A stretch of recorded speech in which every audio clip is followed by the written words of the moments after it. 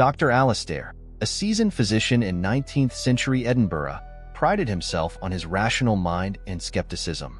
His work often led him to challenge the superstitions and ghost stories that permeated the city's culture.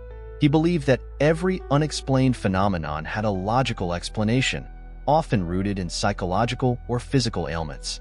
One rainy afternoon, as he sat in his study surrounded by medical texts, a knock echoed through the room. Opening the door, he found a woman in her mid-30s, her face etched with worry. Her name was Margaret, and she spoke of seeing her deceased daughter, Emily, wandering the halls of their old family home. Despite the rain, her eyes were dry, suggesting an exhaustion that no amount of tears could alleviate. "Dr. Alastair, I know you don't believe in such things, but I've seen her," Margaret pleaded, her voice wavering. "I see Emily almost every night. She stands in the hallway, looking just as she did before she passed." Dr. Alastair listened, his skepticism evident. Yet, something in Margaret's desperation compelled him to agree to visit her home, not because he believed in ghosts, but because he suspected a case of unresolved grief manifesting as hallucinations. The next evening, he arrived at Margaret's house, a grand but weathered estate on the outskirts of Edinburgh. As they walked through the dimly lit corridors, Margaret spoke of Emily's sudden and tragic death 2 years prior. It was a story filled with sorrow, a young life cut short under mysterious circumstances. Just as Dr. Alastair began to explain the possible psychological reasons for her experiences, a cold draft swept through the hall, extinguishing the candle in his hand. In the brief darkness, he saw a figure at the end of the corridor, a young girl with sorrowful eyes, her form translucent and flickering like a candle's flame. When he blinked, she was gone. Shaken, Dr. Alastair relit the candle, his hands trembling. Margaret's eyes met his, a mixture of hope and fear. "You saw her, didn't you?" she whispered. Dr. Alastair nodded, unable to trust his own eyes. The rational part of his mind fought to dismiss the vision, to attribute it to the flickering candlelight or his own fatigue. Yet, the image of the girl remained, as vivid as any memory. As he left the house, Dr. Alastair was confronted with a troubling question. What if his strict adherence to reason had blinded him to other truths? He resolved to delve deeper, to find an explanation, whether it lay in the realm of the living or the dead. Edinburgh, a city steeped in history and mystery, was a place where the past seemed ever-present. Its winding cobblestone streets and towering stone buildings whispered of long-forgotten tales. For Dr. Alastair, the city was a testament to the endurance of human reason, even amidst the supernatural stories that pervaded its culture. Determined to find a rational explanation for what he had seen, Dr. Alastair began his investigation by delving into the history of Margaret's family and their home. He spent hours in the city's archives, poring over old records and newspapers. What he found was a tale of sorrow and mystery. Emily had indeed died under unusual circumstances, her death officially recorded as an accident. Yet, rumors suggested otherwise. As he sifted through documents, Dr. Alastair couldn't shake the feeling that the house itself held secrets. Many of the previous owners had experienced tragedies or misfortunes, and there were whispers of a curse, though such talk was dismissed by most as superstition. One afternoon, during his research, Dr. Alastair visited St. Giles Cathedral, hoping to consult with Father Mackenzie, a local priest known for his knowledge of Edinburgh's more mystical history. Father Mackenzie welcomed him warmly, but was quick to challenge Dr. Alastair's skepticism. "You may dismiss the stories of ghosts and curses, Dr. Alastair," Father Mackenzie said, his voice calm yet firm. "But the human spirit is capable of much more than we can understand. Sometimes, the past refuses to stay buried." Dr. Alastair remained unconvinced, but was intrigued by the priest's perspective. As they talked, Father Mackenzie shared that Margaret's family had long been associated with the cathedral, and that Emily had been a regular attendee at services before her death. There was a bond, he suggested, between the family and the church, one that might explain the restless spirit. Leaving the cathedral, Dr. Alastair felt the weight of the city's history pressing down on him. The streets seemed darker, the shadows longer. He couldn't deny that Edinburgh had a way of making even the most rational mind question the nature of reality. As he walked back to his study, Dr. Alastair pondered Father Mackenzie's words. He couldn't shake the image of the ghostly girl, nor could he dismiss Margaret's conviction that something was profoundly wrong. He resolved to continue his investigation, driven by a newfound curiosity about the line between the known and the unknown. Dr. Alastair decided to interview more locals and those who had known Emily and her family. He believed that understanding the context of her death and the family's history would help him uncover the truth, whether it lay in human nature or something more ethereal. As dusk settled over Edinburgh, Dr. Alastair felt a growing sense of unease. The city, with its rich tapestry of history and folklore, was beginning to blur the lines between the possible and the impossible, between life and death. Dr. Alastair's investigation led him deeper into the labyrinthine history of Margaret's family and their ancestral home. He interviewed elderly locals who remembered the family and delved into archives that revealed a lineage marked by tragedy and unexplained events. The more he uncovered, the more he sensed a pattern. Each generation seemed touched by a shadow of sorrow. Among the records, Dr. Alastair found mention of a scandal from decades past involving Margaret's grandfather, a respected member of the community. According to the documents, he had been accused of a grievous betrayal, though the details were murky. The scandal was said to have cast a long shadow over the family, a shadow that perhaps lingered even now. Determined to understand the full story, Dr. Alastair visited the city's historical society, hoping to find more comprehensive records. There, he met Mrs. Whitfield, a meticulous archivist with a passion for Edinburgh's storied past. She was intrigued by his quest and agreed to help him navigate the archives. Together, they uncovered a long-forgotten journal belonging to Margaret's great-grandmother. The journal detailed a series of misfortunes that had befallen the family, culminating in a mysterious death that was eerily similar to Emily's. The great-grandmother wrote of a curse, a term that Dr. Alastair found both fascinating and troubling. As he read the journal, Dr. Alastair noted the similarities between the two deaths: the suddenness, the lack of clear explanation, and the presence of unexplained phenomena. The journal also mentioned a peculiar tradition, a family ritual performed after each death, intended to appease restless spirits. This discovery challenged Dr. Alastair's rationality. While he still clung to his belief in logical explanations, he couldn't ignore the recurring patterns. Was it possible that the family's belief in a curse had somehow manifested in these tragedies? Or was there a darker, more tangible force at work? The community's reaction to his investigation was mixed. Some supported his efforts, hoping for an end to the family's suffering, while others feared that uncovering these old secrets might invite more misfortune. Margaret, who had been following Dr. Alastair's progress closely, expressed her growing fear that her daughter's spirit was indeed restless, unable to find peace. As Dr. Alastair continued his work, he encountered resistance from Father Mackenzie, who warned him against disturbing forces best left alone. The priest was increasingly vocal about his belief that the house was cursed, a belief that resonated with many of the townspeople. The tension between Dr. Alastair's skepticism and the town's growing fear set the stage for a confrontation. He realized that to solve this mystery, he would need to explore not just the historical facts, but also the deeply held beliefs and fears of those involved. As he walked the dark streets of Edinburgh, the weight of the city's secrets seemed to press in on him. The line between reality and the supernatural blurred further, and Dr. Alastair found himself questioning not just his beliefs, but his very understanding of the world. He knew he was close to uncovering something significant, something that might finally explain the strange occurrences in Margaret's home. But with each step closer to the truth, the danger seemed to grow, as if the past itself were resisting his efforts to bring it to light. The atmosphere in Edinburgh grew tenser as Dr. Alastair's investigation progressed.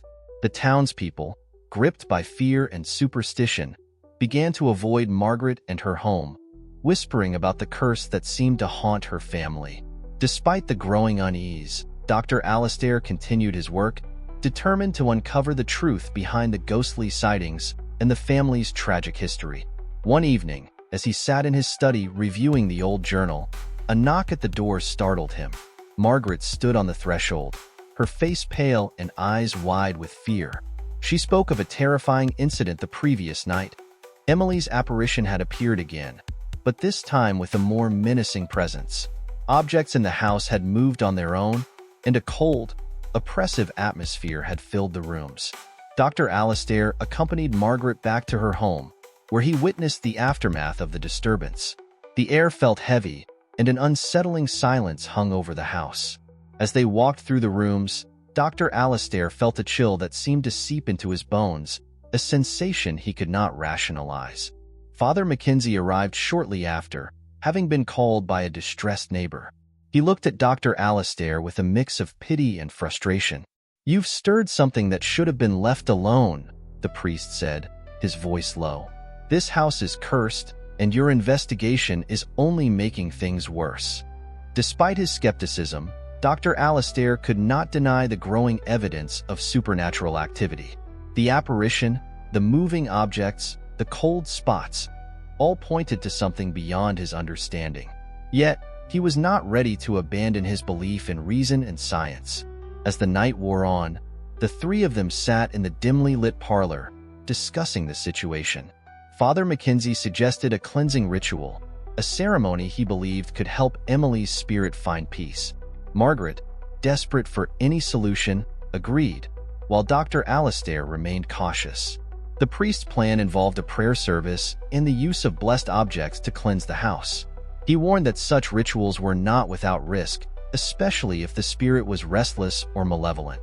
Margaret's eyes filled with tears as she nodded, willing to do whatever it took to bring peace to her daughter and herself. As they prepared for the ritual, the house seemed to come alive with an almost palpable tension. Shadows flickered on the walls, and faint whispers could be heard, as if the house itself were watching. Dr. Alastair felt a growing sense of foreboding, a feeling that something significant was about to happen. The ritual began with prayers and the sprinkling of holy water. As Father Mackenzie moved through the house, the atmosphere grew more charged. Margaret clutched a small locket, a keepsake of Emily's, as tears streamed down her face. Dr. Alastair watched closely, his mind racing with thoughts of what could be causing these phenomena. As Father Mackenzie reached the final room, the temperature dropped suddenly, and a gust of wind blew through the house, extinguishing the candles. In the darkness, a faint glow appeared, taking the shape of a young girl. Emily's apparition stood before them, her face a mask of sorrow and longing. The sight of the ghostly figure, so vivid and real, shook Dr. Alastair to his core. He felt a mix of fear and awe, his rational mind struggling to comprehend what he was seeing. Margaret reached out, calling her daughter's name, but the apparition remained silent, its eyes locked on Dr. Alastair. Father Mackenzie continued his prayers, but the air grew colder, and the apparition's expression turned to one of anger. The house seemed to shudder, and a low rumble echoed through the walls. Dr. Alastair felt a surge of fear. Had they gone too far? Had their actions angered the spirit? As the apparition began to fade, Dr. Alastair realized that they were facing a force beyond their control. The ghost's presence was a cry for justice, a demand for the truth to be revealed. And he knew that until they uncovered the full story behind Emily's death, her spirit would not rest. The ritual ended, but the sense of unease remained. Dr. Alastair and Father Mackenzie exchanged worried glances, both understanding the gravity of the situation. Margaret, exhausted and distraught, clung to the hope that the ritual had helped, even if only a little. As they left the house, Dr. Alastair felt the weight of responsibility pressing down on him. The truth was out there, hidden in the shadows of the past, and he was determined to find it, no matter the cost. The following days were a blur of sleepless nights and intense research for Dr. Alastair. The vision of Emily's apparition haunted him, challenging everything he believed about the nature of reality. Determined to find a rational explanation, he redoubled his efforts, scouring through archives and speaking with anyone who might know more about the tragic history surrounding Margaret's family. One morning, while examining a series of old property records at the city's historical society, Dr. Alastair found a crucial piece of information. An old letter, tucked away in a bundle of legal documents, hinted at a bitter dispute over the ownership of the family estate. The letter suggested that Emily's death and the curse on the family might be linked to this long-forgotten conflict.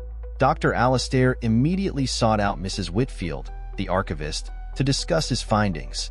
Together, they unearthed more letters and records that painted a picture of greed, betrayal, and jealousy.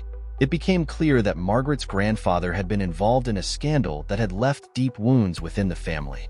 The most shocking revelation came from a diary entry written by a maid who had worked in the household at the time of the scandal.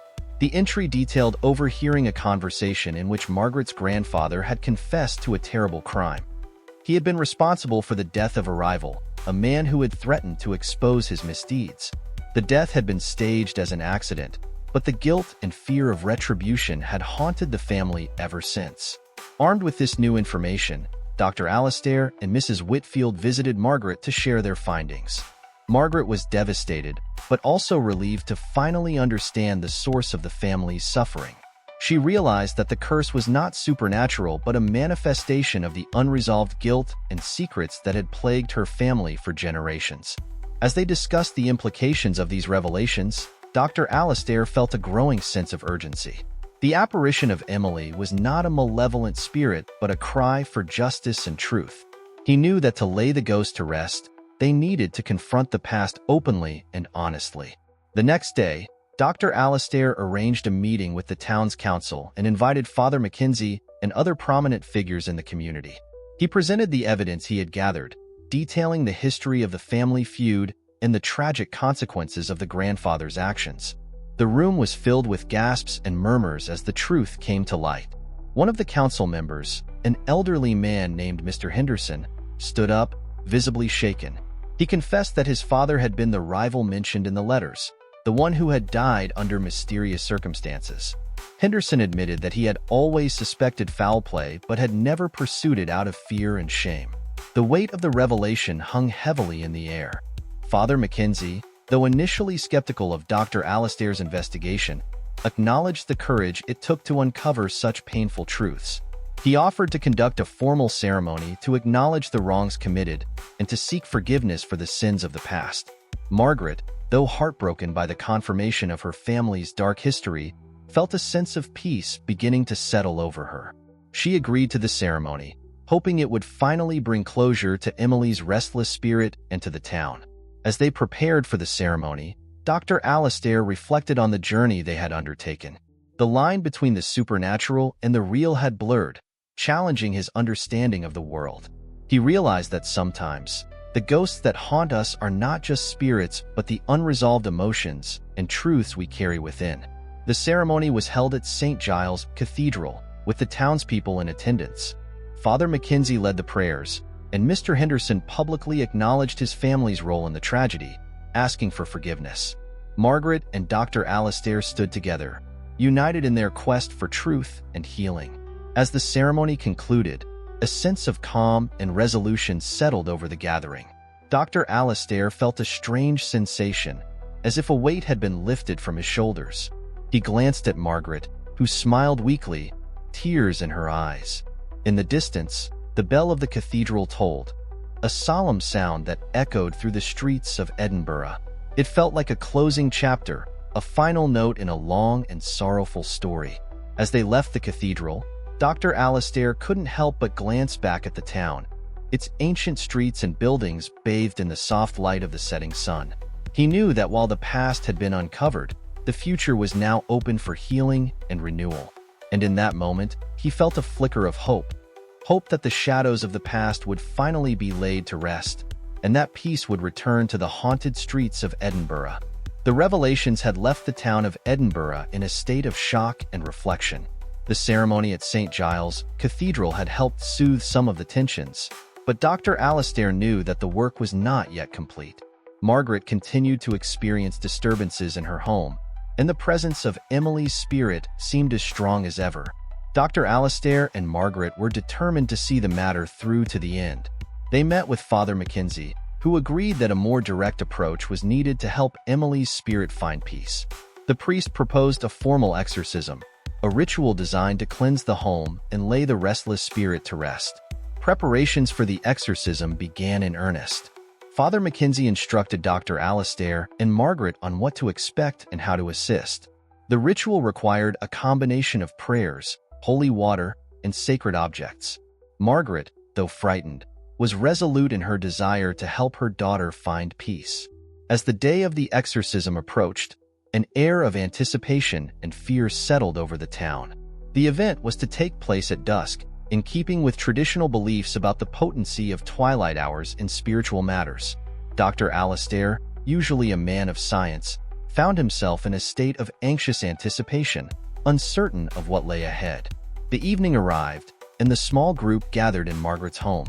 Father Mackenzie led the way, carrying a large crucifix and a vial of holy water. Dr. Alastair and Margaret followed, carrying candles to light their path through the darkened house. The ritual began with prayers, the Latin words echoing through the still air.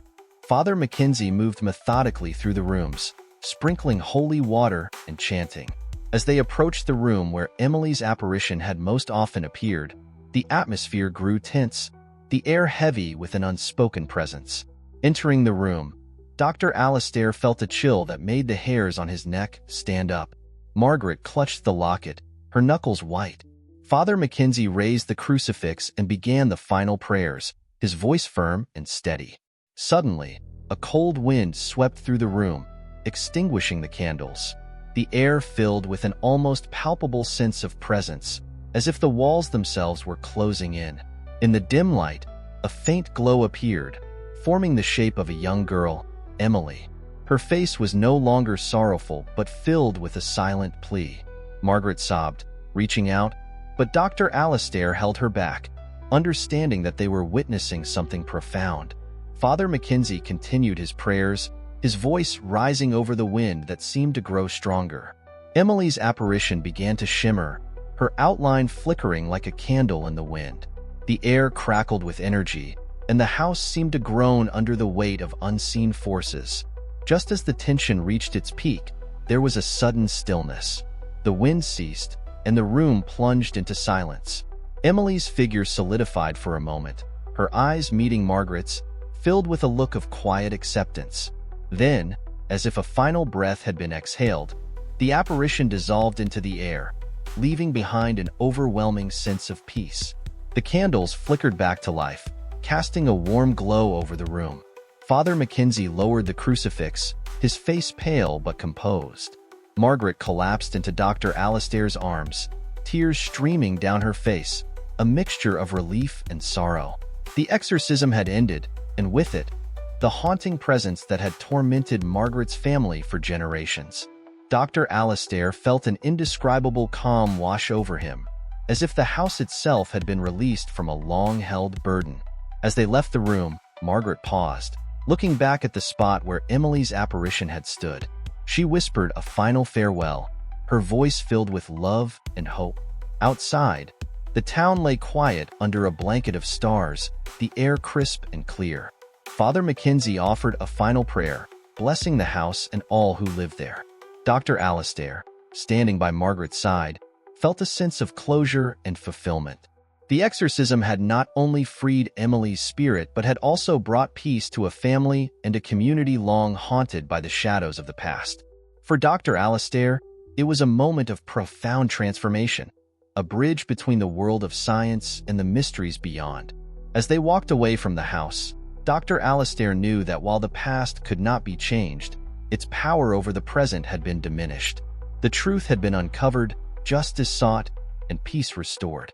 In the quiet of the night, under the watchful gaze of the stars, Dr. Alastair felt a deep sense of gratitude. The journey had been long and fraught with challenges, but it had led to a place of understanding and reconciliation.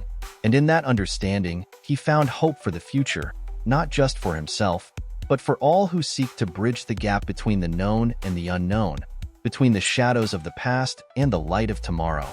The aftermath of the exorcism brought a profound sense of calm to Margaret's home and the community. The haunting presence that had lingered for so long seemed to have dissipated, leaving behind a peaceful stillness. The story of the exorcism and the revelations that had come to light spread through Edinburgh, leading to a mixture of relief and introspection among the townspeople. Margaret, though still grieving the loss of her daughter, found a measure of peace she had not felt since Emily's death. The knowledge that her daughter's spirit had been seeking justice, not vengeance, brought her comfort. She began the slow process of healing, supported by Dr. Alastair and the community, who now saw her as a figure of strength and resilience. For Dr. Alastair, the experience had been transformative. His journey from skepticism to acceptance of the supernatural had challenged his beliefs and expanded his understanding of the world. He realized that the line between science and the mystical was not as clear-cut as he had once thought. The human experience, he concluded, was richer and more complex than any one perspective could encompass. As he reflected on the events, Dr. Alastair felt a deep sense of gratitude for the lessons learned. He had been reminded of the importance of empathy and open-mindedness, of the need to respect the mysteries of the world, even if they defied explanation. His relationship with Margaret had deepened into a genuine friendship based on mutual respect and shared experience. The town, too, had changed. The revelations about Margaret's family and the subsequent exorcism had brought to light the dangers of secrets and the power of truth. The community, once divided by fear and superstition, began to come together, united by a shared desire for understanding and reconciliation. Father Mackenzie, who had been instrumental in the exorcism, found his faith renewed and strengthened. He continued his work in the community, now with a greater appreciation for the mysteries of the spiritual world and the importance of compassion and forgiveness. In the weeks that followed, Dr. Alastair was approached by several townspeople seeking his advice on matters both mundane and mystical. He realized that his role in the community had shifted. He was now seen as a bridge between the known and the unknown, a guide for those navigating the complexities of life. As the seasons changed and Edinburgh moved into winter, the city seemed to breathe easier. The old shadows had lifted, and a new light had begun to shine. Dr. Alastair, walking through the snow-dusted streets, felt a renewed sense of purpose and hope. One evening, as he sat by the fire in his study, a knock came at the door. Opening it, he found a young woman, her eyes wide with excitement. She introduced herself as a journalist, eager to learn more about the events that had transpired. Dr. Alastair, intrigued, invited her in and began to recount the story, knowing that the tale of the whispering shadows of Edinburgh would continue to resonate. As the fire crackled and the evening deepened, Dr. Alastair spoke of the lessons learned and the mysteries that remained. He knew that the journey was far from over, that there were still many questions to be answered and truths to be discovered. The journalist listened intently, her eyes shining with the thrill of the story. As she prepared to leave, she asked Dr. Alastair if he believed there were more such mysteries to be uncovered. Dr. Alastair smiled, his gaze thoughtful. "The world is full of wonders and secrets," he said. "And sometimes it's in the spaces between what we know and what we imagine that we find the most profound truths." As the journalist departed into the night, Dr. Alastair felt a sense of closure and anticipation. The story of the whispering shadows had ended, but the journey of discovery and understanding continued. He knew that there would always be new mysteries to explore, new stories to tell. And so, as the snow fell softly outside, Dr. Alastair looked to the future with hope and curiosity, ready to embrace whatever came next. For in the end, it was not just the ghosts of the past that haunted the world, but the questions that lingered, the mysteries that beckoned, inviting all who were willing to seek and to wonder. If you're eager to explore more mysteries and adventures beyond our own world, click on the video appearing on your screen now. Dive into another thrilling sci-fi story from our Sci-Fi Story Vault and continue your voyage into the unknown. Don't forget to subscribe for more tales from the cosmos. The universe is vast, and its stories are waiting for you.